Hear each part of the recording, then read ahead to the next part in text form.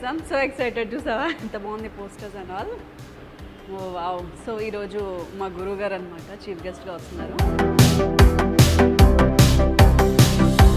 So ఇప్పుడే మళ్ళీ శుద్ధాల అశోక్ తేజ గారు వస్తే డిస్టర్బెన్స్ అయింది.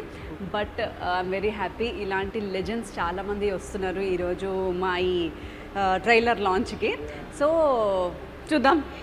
యాక్చువల్లీ ఐమ్ సో కన్ఫ్యూజ్డ్, ఏం మాట్లాడాలి ఇవాళ అనేసి. బట్ యా, ఏం జరుగుతుందో తెలీదు. బ్లాగ్ మాత్రం చేసుకుందాం.